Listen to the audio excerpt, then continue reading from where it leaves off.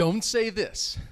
I'm going to tell you what to say instead. Now, of course, you can say anything you want. I really just want to help you upgrade your small talk. So really, this is about developing your fluency skills, developing your communication skills. And what I want to do is I want you to participate, and we're going to think of different questions and statements that you can ask whenever you're engaging in small talk. So if you are interested in getting these lesson notes, click on the link down below in the description. Join my community. You'll have access to them. If you're already a part of it, then I have sent them to you. So what I'd like to do is that, well, let me tell you what I mean when I say small talk. This is just casual conversation that is often about, unimportant topics, nothing too serious, that you're really going to have, at least in my mind, with someone that you either don't know and you met them for the first time, or maybe somebody who's an acquaintance. You've met them before, but it's not like you know this person really well. Generally, when you talk about small talk with another person, I don't think about talking with close friends or family members. So what I want to do is look at some specific questions and statements that I think are often used. Many of them are cliche. And I want to share with you other things that you can use to make the conversation more vibrant, to open more doors to topics that you can then discuss and keep the conversation going. That is what's important. That's what I want you to do. I don't want to shut down conversations. I want to keep them going. So with that in mind, I want you, when you're participating, and I want you to share your thoughts and opinions, I want you to write open-ended questions, because we're going to avoid these yes-no questions, and I'll tell you that right off the bat. So if this is something that you're interested in, as far as communication and talking with others, please subscribe, turn on notifications. Then that way I can become your teacher. My name is Wes. The channel is Interactive English. It's all about helping you reach your fluency goals. Believe it or not, I've done many, many lessons. For those of you who have been following me for some time, I haven't really talked much about small talk. So let's look at the first set of questions. So these are questions that I think are, I guess you could say they're cliche, that they're so commonly used, or you hear them all the time, that you try to think of better questions to ask in these cases. And this is something that I'm guilty of as well, and other native speakers. So if you feel like you're like, oh, I asked these questions, that is okay. I'm also guilty of asking these same questions, and this is something that native speakers are trying to learn and improve and work on their communication skills. It's perfectly normal. So here is the first one. I want you to upgrade this. So what do you do? Now, I told you again, I'm guilty. I've asked this before. But what's the issue with this? Now, as I'm going through and talking about this, I will share with you some other questions that I think are better. In the chat right now, or in the comments, what do you think? What are some better questions to ask that you think would be more engaging than just asking somebody, so what do you do? This is, I said, it's cliche. It's one of the most common questions, and it's fine, honestly, if you want to talk about work. But the issue, at least that I'm highlighting, is it's very predictable. I told you it's one of the most commonly asked questions. You meet someone. I've asked this before. I probably will end up asking this in the future. But it can, maybe, depending on the other person, it can feel a little bit like a job interview. Like, well, tell me about your work. What do you do? What are your strengths? What are your weaknesses? But also, I think the other important thing is that some people enjoy talking about their work. I'm one of them, if somebody asks me about it. Other people, they may not like talking about their job, or maybe you're in a situation where you're like, well, the last thing I want to talk about right now is work. I understand when you meet someone or you don't know them well, this is a common icebreaker. Let's talk about work. That's something we can both discuss. But I feel like there are other engaging questions that you can ask. So keep those questions coming. And what examples? Again, there's no right or wrong answer in this case. It's all about just getting the juices flowing as far as, okay, what would be some relevant questions in this case? So here are some examples. What's keeping you busy these days? In that way, you can talk about work. You could talk about something else. It doesn't matter. You're letting the other person decide. What do you do for fun when you're not working? All right, we're automatically talking about something that the other person likes and enjoys. Those are things that people would care talking about. They want to share the things that they're passionate about. And speaking of passion, what passion projects are you working on? That's a little more specific, but I think you could use this. Again, a lot of it depends on the context and who you're talking to and where. But generally, these questions allow people to talk about more than just work. Of course, you can talk about work. Maybe that's how they respond. What's keeping you busy these days? Well, work has been crazy lately because of this, that, and the other. But maybe they want to talk about a new hobby, or perhaps their family, their kids. And this just gives you more hooks to follow up on. You're talking about this, okay, now I can ask more questions related to this other person's interest. And some people ask you said, what do you do for a living? Yeah, you could. Again, it's a work-related question. That works. What are your interests? What's your profession? Good. Excellent. So these are just different things that you can ask that go beyond just work. Of course, it is incredibly common for people to talk about work, and that's fine. But I just want to get these, the fluency juices flowing as far as what are some other things you can say. Here's the next one. I have a little anecdote about this. So I want you to upgrade this. Can you believe this weather? All right. It is cliche, and I want you to again think of other things that you can ask. That besides talking about the weather, of course, there's many things that you can discuss. How would you upgrade this? And then I'll give you my opinion. Now, the anecdote that I want to share with you is, well, first I want to say why this is an issue. The ultimate, I don't know what to say. We're in this, I just met you. I'm not sure. We can talk about the weather. It's a shared experience. Maybe it's been snowing a lot. It's incredibly hot. So it is, a topic that people can discuss. But because I said it's cliche, it is the ultimate, okay, I don't know what I should say. Let's go to the weather. And because of that, the conversation may not go anywhere. So my personal experience with this, I did a long time ago, one of these first lessons, it was, don't say this, kind of, again, that's my hook to capture you into it. And one of the things I talked about was the weather. And I did not explain it as well as I'm trying to explain it right now in saying it's cliche. There are other things that you can discuss. And because I didn't do that, in the comments, people were so upset. And they're like, I'm from this place. We always talk about the weather. We talk about the rain. We talk about the snow. And again, it was partly my fault because I didn't explain. I'm like, okay, I'm not saying you can't talk about the weather, but because it's so common, try to think of other ways to engage with another person that you just met. So let me give you my examples, but people in the comments, people were not happy. The video performed quite well, and maybe that was why. Maybe it was triggering for some people.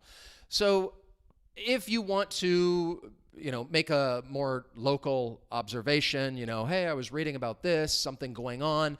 What's your take on that?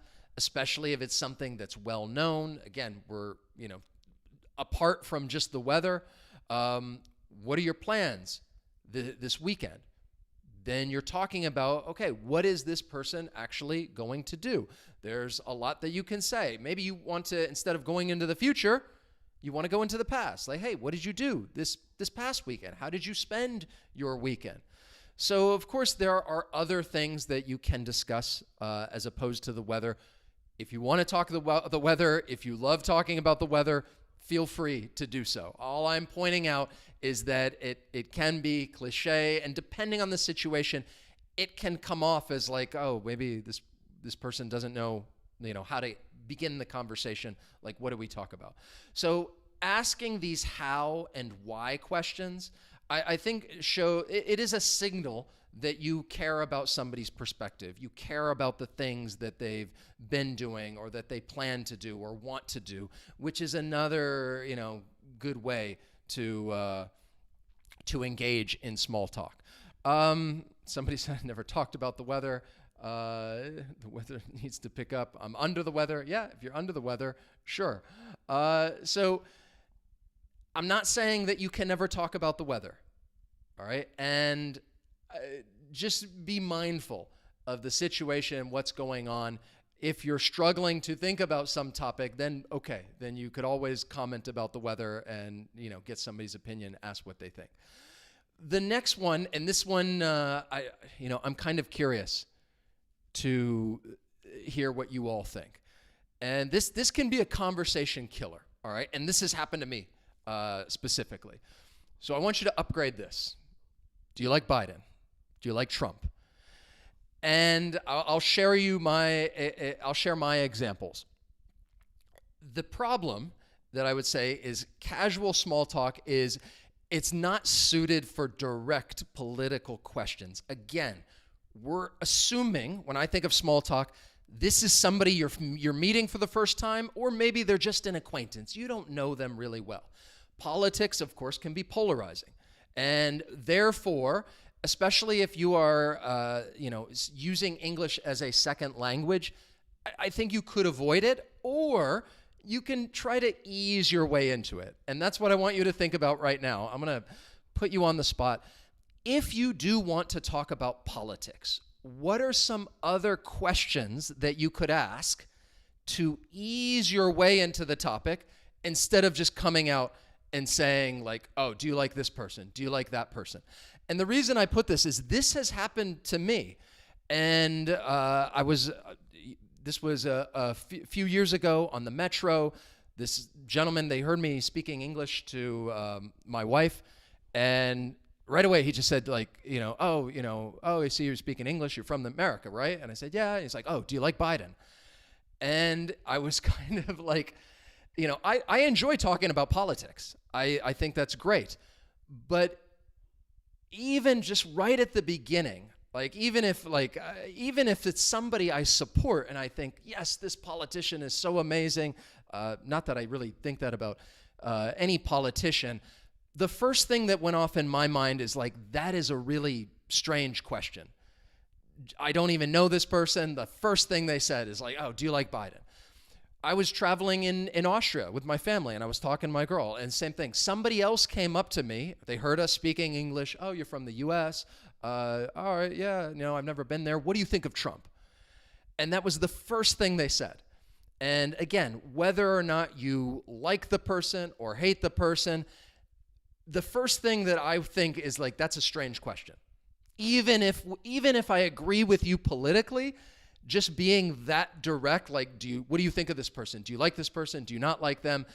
In my mind, it's like, okay, this is like strange. Like, why are we just jumping right into this?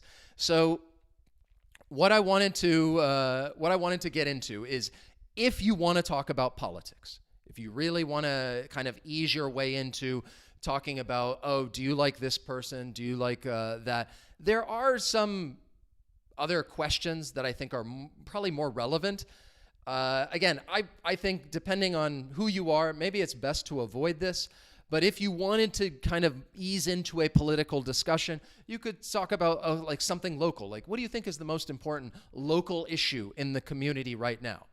Like, where are you from? If I said, well, I've lived up and down the East Coast. My parents are in Florida. Oh, what's like something that's happening? What's an issue that Florida is facing right now? All right, that would be relevant. Or if you wanted to broad, what are some of the biggest political or social issues going on in your country? And you can kind of, again, listen to the other person, and then maybe ask about whether it's Biden or Trump or some political candidate, or even like, what's one thing about politics that makes you worried about the future? You're not asking the person to immediately take a stance of, this is who I am, or this is who I agree with, this is who I disagree with. You're letting this person then express their opinion, without worrying like, okay, is this going to be confrontational? And again, you can focus on shared experiences, discussing the feeling in the air rather than supporting a specific candidate. That feeling in the air goes back to like, what are some of the challenges? What issues are being like, do you face right now? So something to keep in mind, because again, if somebody asks me, do you like Trump? Do you like Biden? The first thing I think, okay, that's a weird question. And then I'm wondering, okay, is this going to be like an argument? Is this person wanting to debate me? Like what's going on? And that does kind of shut down the conversation. So if you want to talk about politics, these are some better ways to ease into the conversation. The next one, are you having a good time? I told you these questions are cliche. I'm guilty of asking this depending on the event that you're in. You go up to somebody, hey, what do you think? Are you having a good time? The issue, try to avoid these close-ended yes-no questions. I think that's a good rule of thumb if you want to keep the conversation going and really engage with someone else. Avoid the yes-no questions, because in this case, somebody said, are you having a good time? No. All right, that's kind of like shutting the conversation down a little right there, maybe a little awkward. Or even if somebody says, are you having a good time? Like, yes.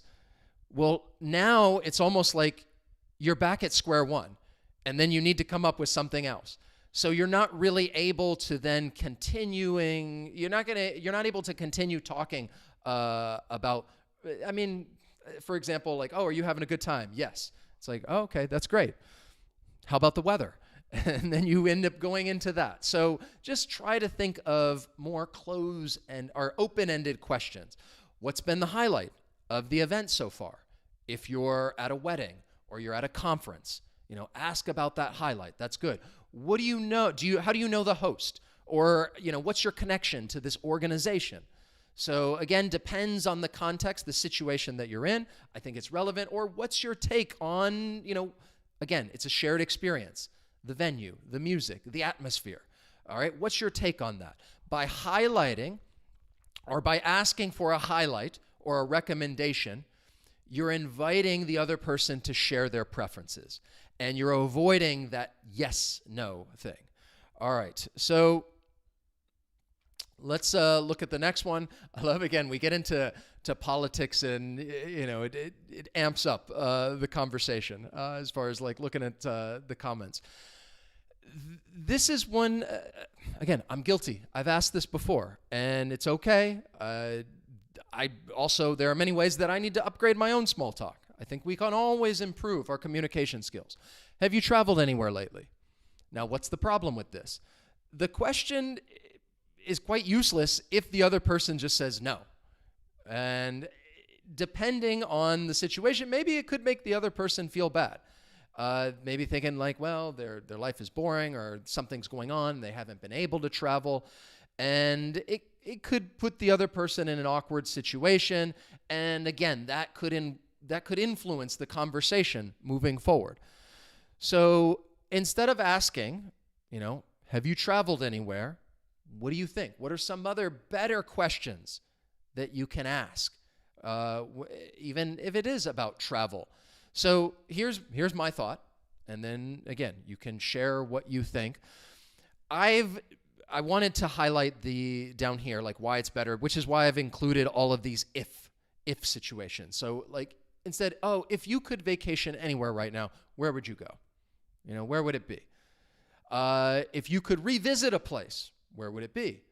Again, so talking about a place you would like to go and versus, where would you revisit? A place you've already been. Or if we want to talk about living somewhere, if you could live anywhere in the world, where would it be?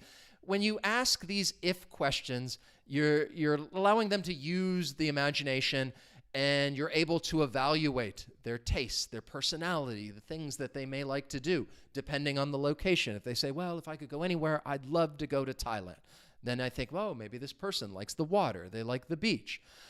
And it doesn't really require any sort of travel budget as far as like, where have you been lately? Well, I've been nowhere because times are tough and I haven't been able to travel with my family. Then it's like, okay, now, where's this conversation going now? It could become a little awkward. So keep that in mind. Again, these are common questions that are cliche, and I told you, I'm just going to reiterate. Yes, I've asked these questions before. Now, this one, definitely be careful. Why are you still single? Questions like this are intrusive, and it could be a sensitive, or even a painful topic. So it does not lend itself to having a productive conversation if you're just trying to engage with someone casually. Why are you still single? When are you getting married? Why don't you have kids? These are questions that I would definitely say, yeah, you don't need to ask these things, especially when it comes to small talk and you just met this person or you don't know them very well. I think you might be surprised how often it does happen because, different countries, different cultures, some things are accepted, others are not. For example, I feel like in the US, people, you're not going to readily talk about money, like, oh, how much money do you make? If you're like, what do you do for a living? Oh, how much money do you make each year? I feel like in other countries and cultures, it is, maybe a little more acceptable to discuss money and somebody's personal finances. So these are other things that just need to keep in mind when trying to navigate small talk. Here is what I would say instead. What's something you're really looking forward to next month? Or how do you usually like to decompress after a particularly long and busy weekend?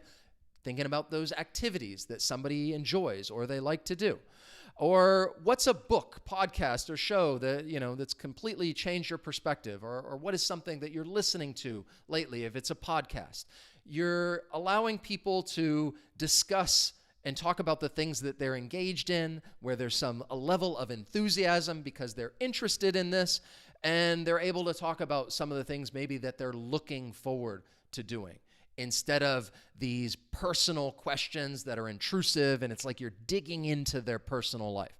Something to keep in mind, but again, I think you'd be surprised how often some of these questions end up or come up.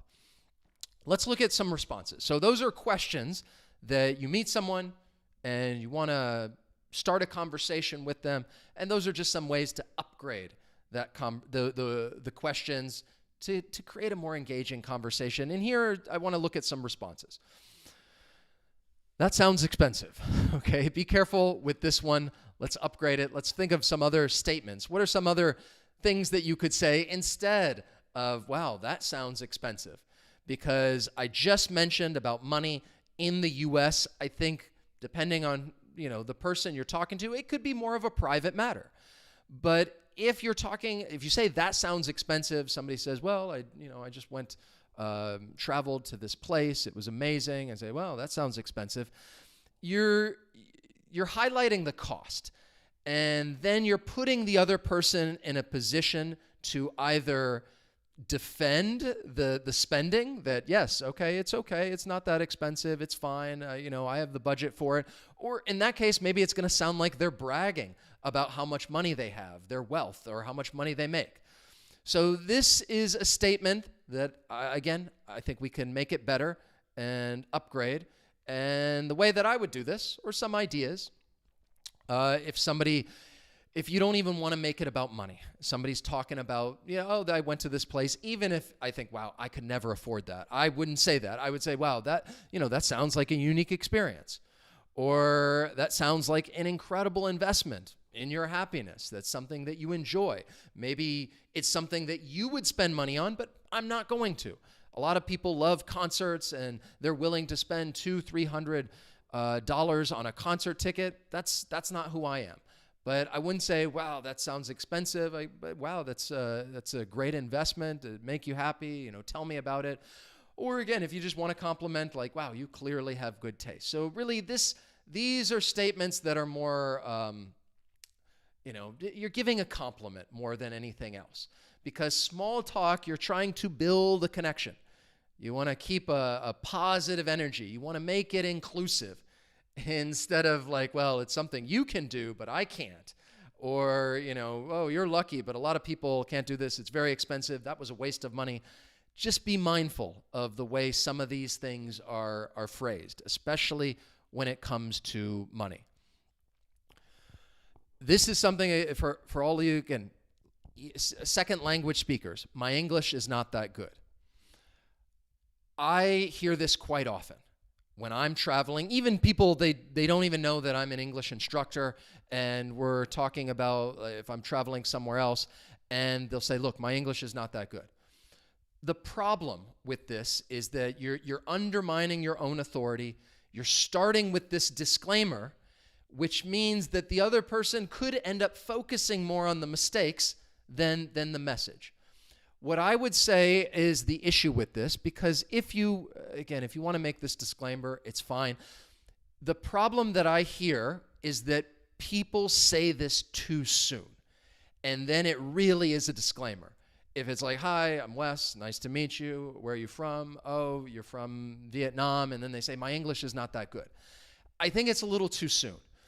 If you want to get in, start the conversation and you're talking about your weekend plans or things you want to do, places you want to visit, and we're having this conversation, and then you want to use this to be a little more self-deprecating because people want to be humble, and you want to say, well, sorry, my English is not that great, especially if it comes to a certain topic, then I understand.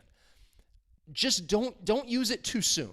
When you first meet someone and you start the conversation, my English is not that good, then it really does become a disclaimer. Some things that I think would be better to say, especially if you're in this conversation and you don't understand everything. Oh, could you say that again? Maybe a bit more slowly. I want to make sure I catch everything.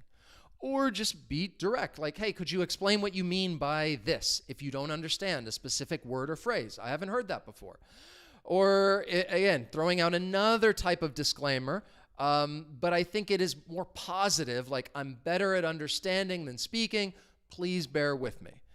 So in that case, you're not just putting yourself down, but you are talking about like a value. Oh, you're better at understanding than speaking. You're working on your communication skills.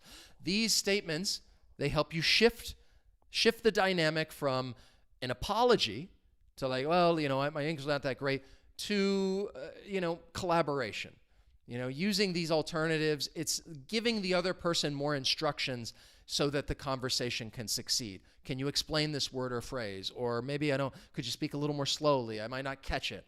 So again, if you want to say, look, my English is not that good, I feel like that would be more relevant as you get into the conversation, but not right at the very beginning. All right? Keep that in mind. I don't care. Okay? I think, you know why this could be problematic. You're talking to someone, you ask them something, I don't care. It sounds dismissive to a native speaker. I don't care.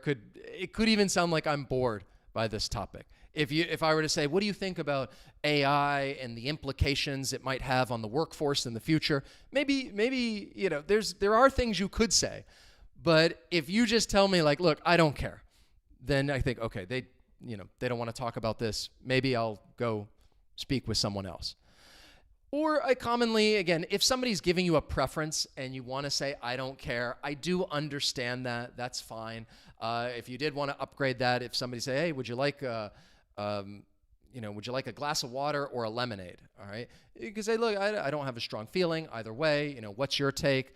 And even if you want to get into politics and you're asking about that, then, you could say this, or both options sound great to me. Which one are you leaning towards? Again, if we're talking about options, I'm easy. I'm happy to go with whatever you prefer, talking about options. This first one would be more like my example of somebody asking about AI, and instead of you saying, I don't care, that's when you can say, well, I just don't have a strong feeling about that, and then ask the other person, what do you think? What's your opinion? I'm just tired. Okay, so this can be a conversation dead end, even though it might be true. It is an honest response, but it could signal to the other person that you're not really engaged, or you're not really excited, maybe you just don't want to talk with someone. So if you're in a situation where you're like, I want to avoid people, I don't want to talk to anybody, then maybe this response is for you. But if you are actually trying to keep a conversation going, have some small talk, I think these are some better statements that you can use instead of saying tired, or I'm just tired, like, look, I've had a lot on my plate, but I'm hoping to get a second wind. Using some idioms. If you have a lot on your plate, you're very busy. If you get your second win, then you're just getting energized. After a period of being tired, then you're having, more energy whenever you get your second win. Great phrase. I'm a little low on caffeine today, but I'm hanging in there. It's that indicating that, the energy's low, but you're going to keep going. You're going to keep going. It's been one of those whirlwind weeks. You know how it is. So you want to maintain this warmth. Even if your physical energy is low, you don't want to make the other person feel like they're just sucking the energy right out of you. Like, I'm just tired. I don't care. I'm bored by this conversation. How about that's not true? Again, it's very direct. I understand it, but it can be very blunt for small talk. And the other person, if I meet someone, I say something like, look, that's not true. I would interpret it. That's kind of confrontational. It's disagreeable. We don't need to start arguing about politics immediately. So some other things that I think you could say, which would be better, like, look, I'm not sure that's always the case. You're softening it. But I see where you're coming from. You're acknowledging the other person's point of view. Or maybe, really, my experience with this has been quite the opposite. Softening it. Oh, I had a different impression of that. It's much softer. I keep saying that word soften because it is very useful whenever you want to disagree with someone and not be too blunt, not be confrontational.